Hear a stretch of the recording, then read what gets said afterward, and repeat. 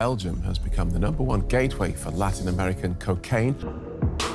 This is the port to do something. Plus de 29 tonnes de cocaïne. Cocaine. We found this, also cocaine. It's actually faster than food delivery. We'll never win this battle. So these are 3 grams of cocaine.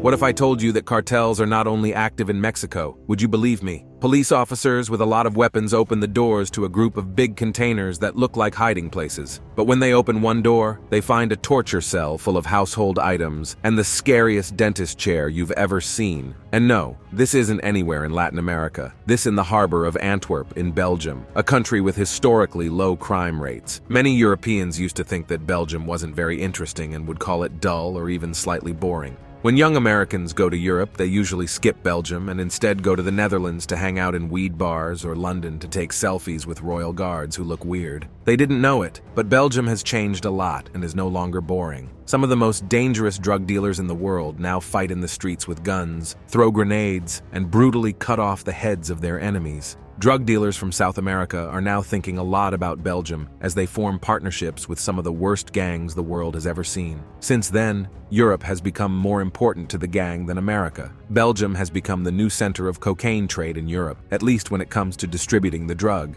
In Europe, the cocaine business has grown very quickly over the past 10 years or so. It's interesting that Albania, a country in the Balkans, has the highest rate of Charlie users per person in Europe. We will talk more about this today. Right behind the United States is England and Wales, which have more dedicated users of this devil's dandruff than the United States, at least per head. Global drug gangs are making a lot of money right now on the European market. There are a lot of drug users in England, Scotland, Spain, the Netherlands, and Denmark. Even the bathrooms in the British Parliament were found to have small amounts of cocaine, even though lawmakers said they were cracking down on drugs. People all over the UK use cocaine, except for those who can't afford it and choose cheap cider instead. People who can afford it use cocaine, and people who handle drugs are happy to supply that need. Drug dealers from South America are well aware of this growing market and have stopped sending drugs to the US, where things are getting harder for them. As of 2020, 40% of all cocaine seizures in the EU took place in Antwerp, Belgium. This made it the city with the most seizures. These seizures were also not small amounts. Authorities caught a huge 11.5 tons of cocaine in one operation. This was one of the biggest drug discoveries in the history of the world. Not many events have been as big as this one. In 2019, U.S. police seized 20 tons of cocaine at the Packer Marine Terminal at the Port of Philadelphia. This was a record-breaking event. The media talked about the incident a lot, focusing on how valuable the items were, which were believed to be worth $1.2 billion. Europe, on the other hand, has become used to these kinds of big seizures. In the past few years, Belgium has had multiple ton captures of cocaine, which was not expected just a few years ago. In 2020, 30 tons of cocaine were seized by European police in Belgium and other places as part of a big operation. The EU caught a record 213 tons of cocaine this year, which is more than any other year on record. Just in 2021, 100 tons of cocaine were found in Belgium. That made it the European country with the most cocaine arrests that year. Drug dealers can stay in business even though they lose a lot of money because most of their drugs still get through. Coca leaves, which are used to make cocaine, are not expensive, and the process of turning them into powder is also not expensive. This is usually done by poor people living in remote places. The book Narcotics gives you more information about how the narco economy works and how drug dealers are able to keep their businesses going even though they lose a lot of money. The base product doesn't cost very much. We're talking about a very small amount. On the streets of England, a gram of pure cocaine, on the other hand, can be worth $100 or more. Depending on how cheap it is, it might be less than $60. Coke is also very expensive in other parts of Europe. The price of cocaine from Europe goes up to over $200 or $500 per gram in Australia or Saudi Arabia, where it can be shipped.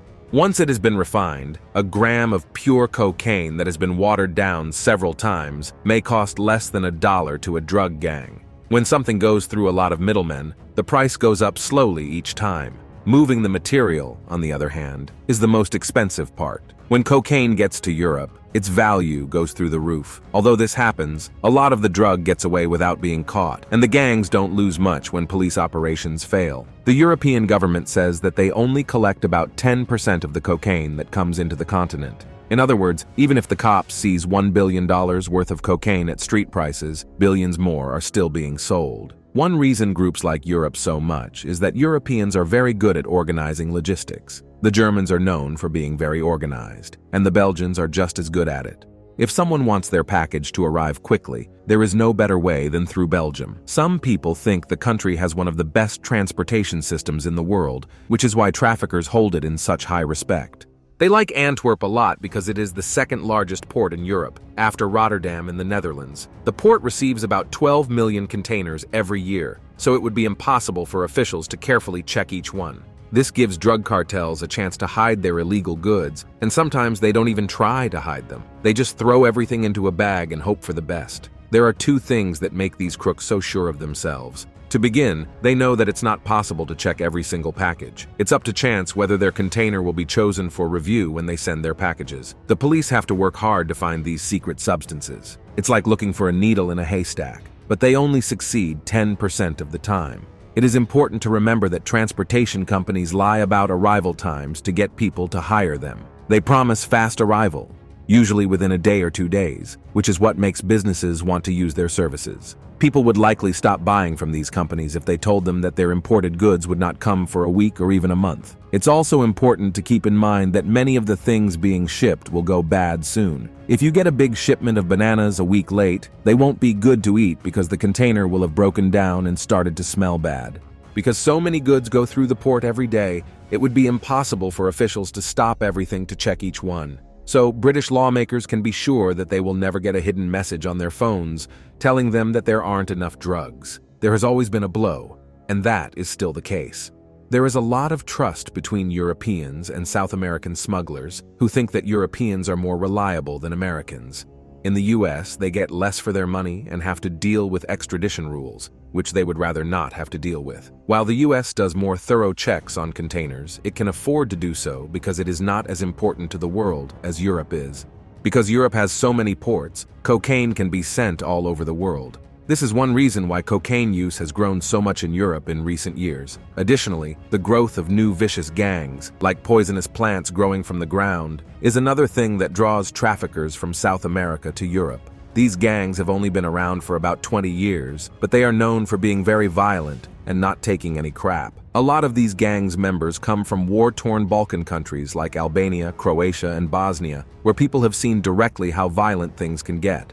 They have a lot of experience with extreme poverty and graft because they grew up in a time of war crimes and family members being beheaded. It is impossible to compare these gangs to how cruel they are, and they have a strong influence all over the UK. In the past, UK gangs followed an old-fashioned set of crime laws and only used guns when they had to. The Albanians, on the other hand, are not afraid to use their beloved Kalashnikovs. It is generally agreed upon in British gang groups that running into Albanians is not a good idea. They will kill you for no reason, and if they want to send a message, be ready for body parts to be thrown into your yard. The host of a British crime show talked about a case in which Albanians took out a man's eyes by gouging them out like ice cream scoops. You should not mess with these people, which is why they have quickly taken over the drug sales and crime business. They don't have any morals. They are going to hurt your family. They will use pliers to pull out your teeth. The dentist chair we showed you in the beginning wasn't just a movie set. It was a real chair, and people often use them in places like Antwerp, London,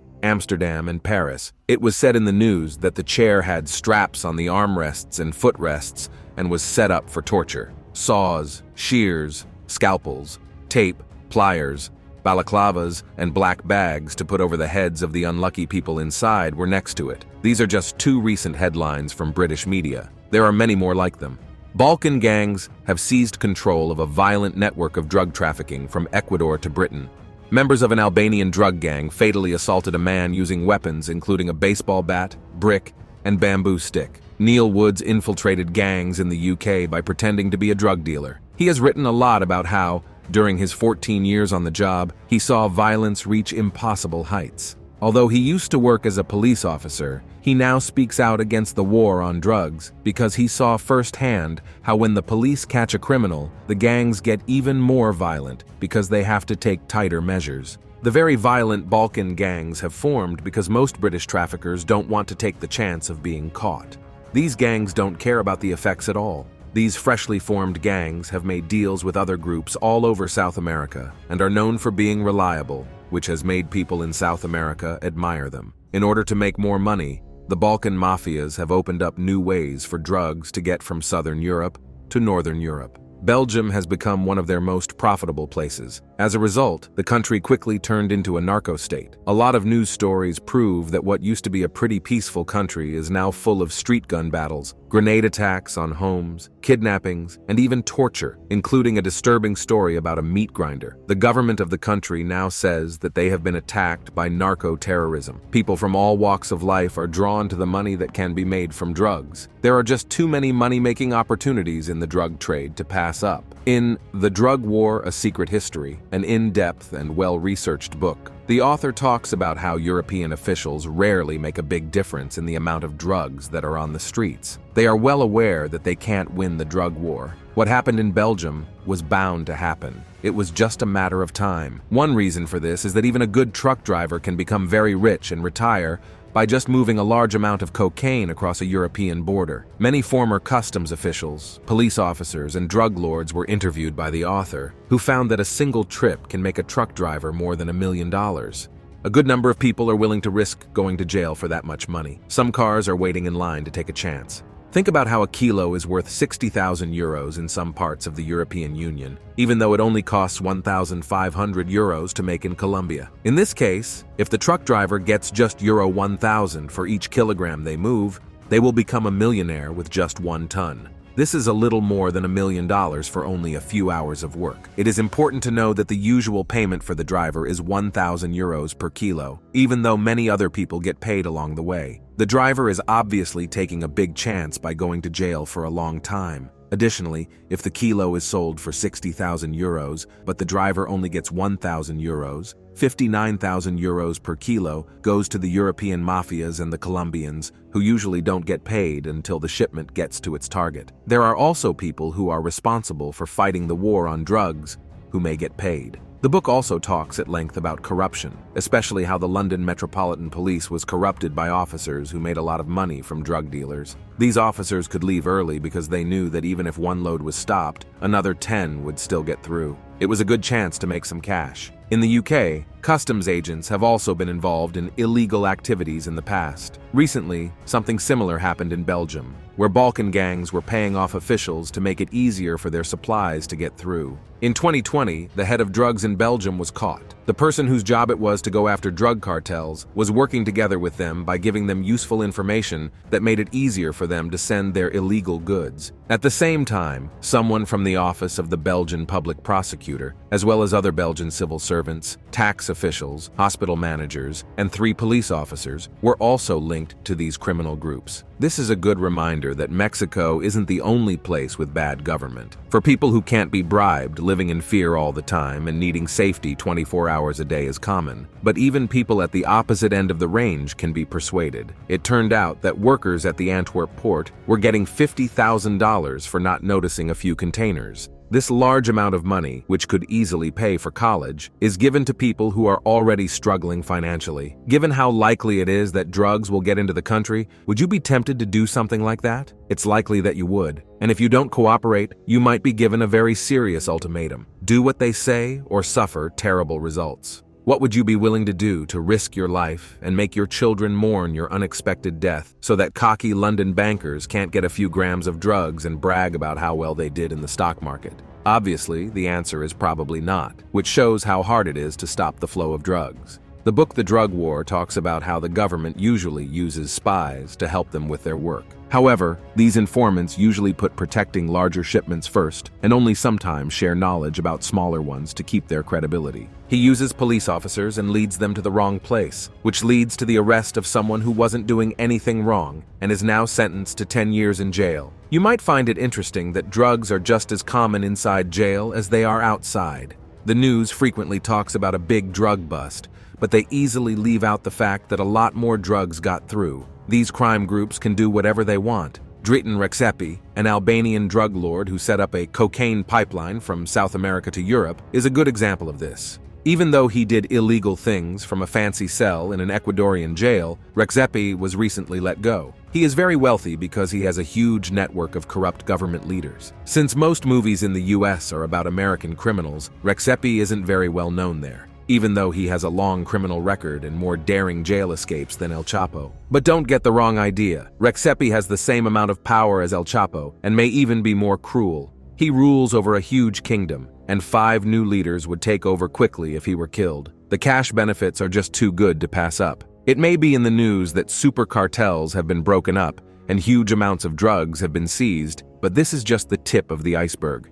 Anyone who has used cocaine in Europe can speak to how common it is and how there is never a shortage. It's easier to get a bag of illegal drugs than it is to buy a can of beer at a store like Tesco. More than that, drug sellers don't charge extra for delivery. While officials say they are stepping up their efforts, critics say that these kinds of claims have been made for decades, even though drugs have become easier to get, more pure, and cheaper. The ongoing drug war costs hundreds of billions of dollars every year and has cost over $1 trillion in the US alone since it began. It may be seen as one of the biggest mistakes in human history. It's about as bad as things got in the Bible.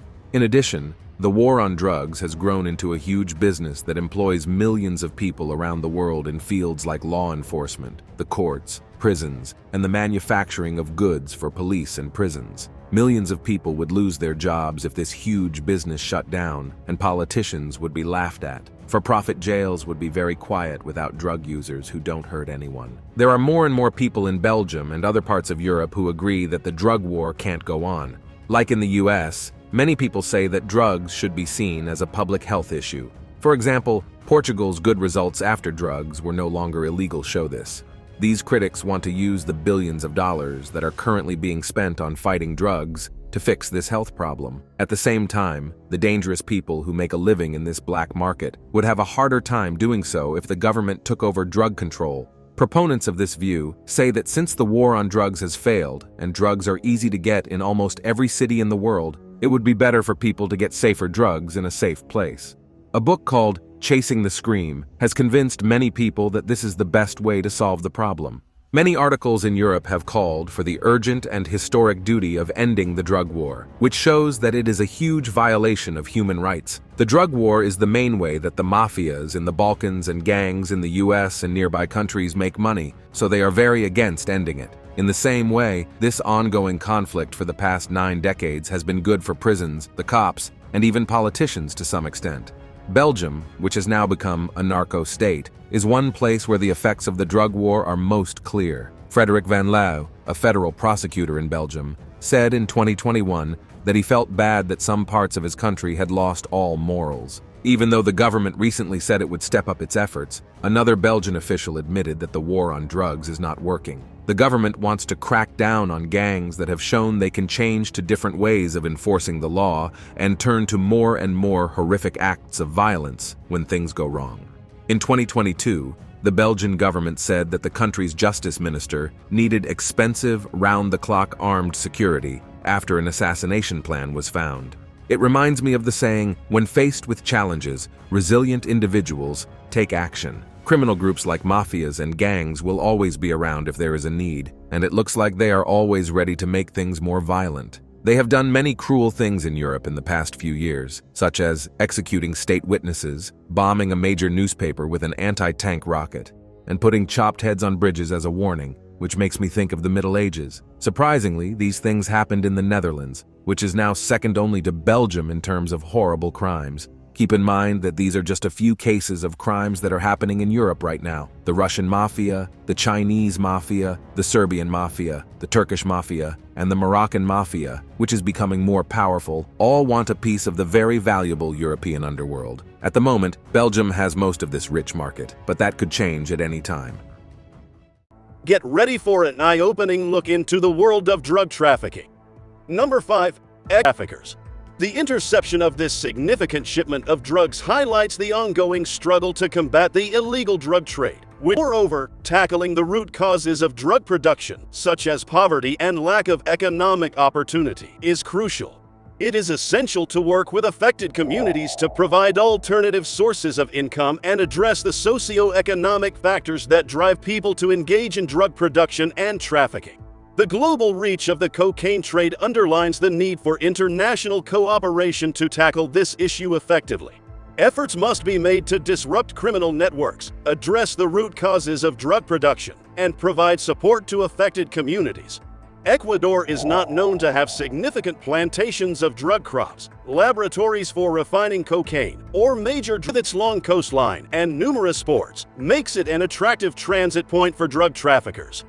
Criminal organizations take advantage of the country's porous borders and criminal networks involved in the drug trade. One of the main challenges in combating drug trafficking in Ecuador is corruption.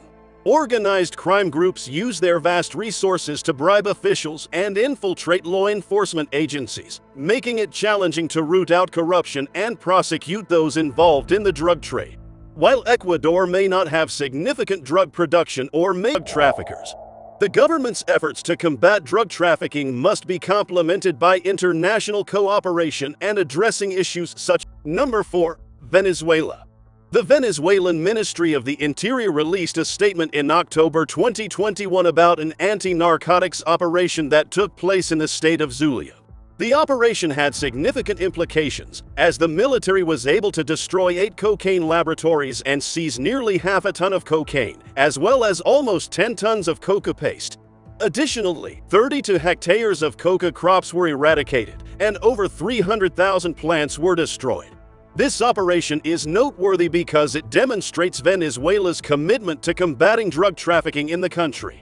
Venezuela has historically been a significant transit country for drug trafficking due to its location and weak law enforcement. However, the government has recently made efforts to crack down on the drug trade and improve border security.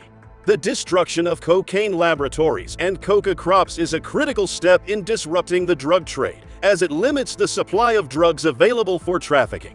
However, eradicating coca crops is a controversial issue, as it can negatively impact local farmers who rely on coca cultivation for their livelihoods. In the Catatumbo region of Colombia, which borders Zulia, eradicating 32 hectares of coca crops is not a significant feat. The region is notorious for its large-scale coca cultivation, and the eradication of such crops is a complex issue due to the dependence of local communities on the crop for their livelihoods. However, Insight Crime has uncovered evidence of the presence of significant amounts of cocaine at least 3 municipalities in Zulia and 2 more in the southern state of Apure. This evidence has been verified by multiple reliable sources. In addition to coca crops, crystallizing laboratories used to process coca paste into cocaine hydrochloride have been proliferating in the same areas. These laboratories are a critical component of the drug trade, as they allow for the production of refined cocaine for trafficking. The proliferation of coca crops and cocaine laboratories in Venezuela underscores the challenges the government faces in combating drug trafficking. While recent anti-narcotics operations have been successful in eradicating some crops and laboratories, the sheer size of the problem requires sustained efforts and international cooperation. Moreover, the presence of drug trafficking in Venezuela has broader implications for regional security and stability. Criminal organizations involved in drug trafficking are known to engage in other illicit activities, such as money laundering and human trafficking, that threaten the rule of law and undermine governance. Eradicating coca crops and cocaine laboratories is a critical step in combating drug trafficking in Venezuela, but it is only one part of a broader effort to address this issue. The government must continue to invest in law enforcement and border security while also addressing corruption and other illicit activities associated with drug trafficking. International cooperation is also crucial in tackling this transnational issue. The coca plantations and cocaine laboratories in Venezuela are mostly located in territories controlled by Colombian guerrilla groups with years of experience in the coca trade. These groups have close ties to elements of the Venezuelan state and have largely been able to operate freely. Although cocaine production in Venezuela is currently in its early stages, it has the potential to spread rapidly in the country's border region, which is isolated and dominated by armed groups. These factors make the region a perfect breeding ground for the drug trade to flourish. Moreover, Venezuela's economic crisis, corrupt regime, and high levels of criminality make it a dangerous proposition.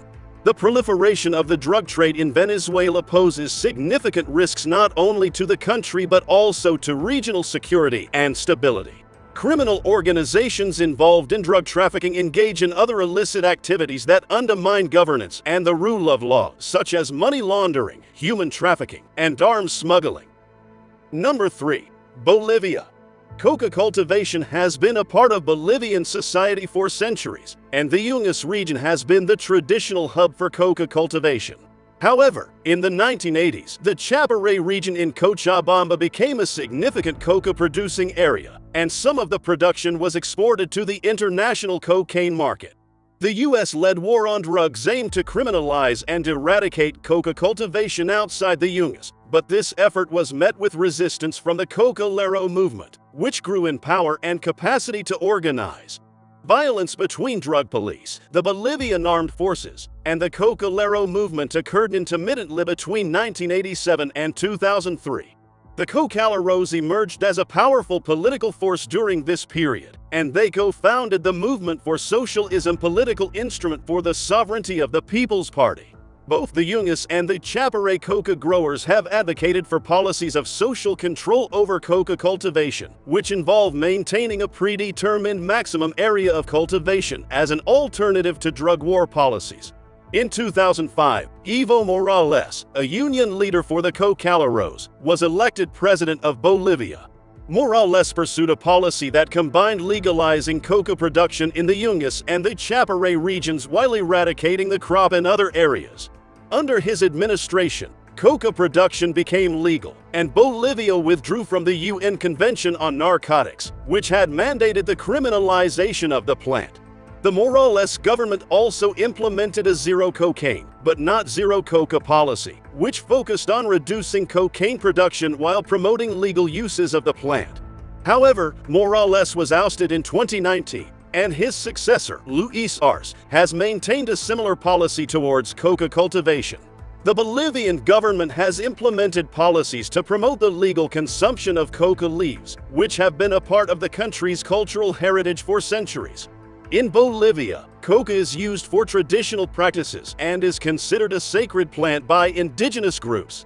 The government has also encouraged the development of the coca industry for medicinal and industrial uses, such as the production of teas, chewing gums, and energy drinks. The legal sale of coca leaves is regulated by the government, which issues licenses to farmers in the Yungas and Chaparral regions to cultivate a limited amount of coca for legal purposes. The government also operates coca industrialization plants, which process coca leaves for legal use. These policies have been successful in reducing the illegal production of cocaine and improving the economic conditions of coca farmers. However, the implementation of these policies has not been without controversy. Some critics argue that legalizing coca production for any purpose contributes to the global drug trade and increases the demand for cocaine. Others argue that the government's policies do not go far enough to address the underlying social and economic factors that drive coca cultivation, and that more comprehensive solutions are needed to address the issue. The production of coca and cocaine has had complex and varied social impacts on Bolivia. On the one hand, it has been a significant source of income and livelihood for many Bolivians, especially in rural areas where other economic opportunities may be scarce. During times of economic crisis, the cocaine trade has helped stabilize incomes and improve standards of living for some communities. However, the cocaine trade has also been associated with violence, corruption, and social instability. Efforts to eradicate coca crops have often been met with resistance, leading to clashes between farmers and government forces. Additionally, the drug trade has provided a source of funding for criminal organizations and fueled the growth of organized crime and corruption. Furthermore, the involvement of the military in efforts to eradicate coca crops has contributed to the militarization of the country and has sometimes strained relations between the military and civilian government. Despite these challenges, Bolivia has made efforts to find alternative sources of income for coca farmers and to promote sustainable and legal uses of the crop. Number 2. Peru. The rise in coca cultivation and cocaine production in Peru is contributing to the global cocaine boom, according to a report by Peru's National Commission for Development and Life Without Drugs. The report shows that coca cultivation in Peru has risen from 61,777 hectares in 2020 to a historic 80,681 hectares in 2021, providing greater amounts of the base ingredient needed to power global cocaine manufacture. Despite this increase, the cocaine economy is not hitting a ceiling, as criminal organizations expand their consumer base in traditional markets and find footholds in new ones, such as Australia, West Africa, and the Middle East. The report highlights the swelling of coca cultivation across Peru. The 14 zones monitored in both this and the previous report showed a collective expansion of roughly 23%, from 61,777 hectares in 2020 to 76,158 hectares in 2021. Peruvian authorities added 5 new zones to the monitoring list, which together contributed 4,523 hectares to the overall figure. With this, Peru's coca cultivation hit a record 80,681 hectares. Peru is not alone in seeing cultivation figures trend upwards significantly. Bolivia has seen an incremental rise in the leaf's production in recent years, while countries not previously associated with mass coca cultivation have sprung onto the scene. As Insight Crime revealed, Venezuela now has a fledgling coca cultivation industry, and longtime low-level producer Honduras is ratcheting up its production power. Colombian gangs are successfully battling against ambitious coca eradication strategies in their country, where improved drug processing and the return of mega labs has allowed the criminals to increase cocaine production despite slightly decreased coca availability. The lack of state presence throughout key coca production zones in Peru, exacerbated by the COVID-19 pandemic, has led to a decline in coca eradication efforts, where the government forcibly removes coca plants. The report notes that in 2019, Peru's government eradicated 25,526 hectares of coca.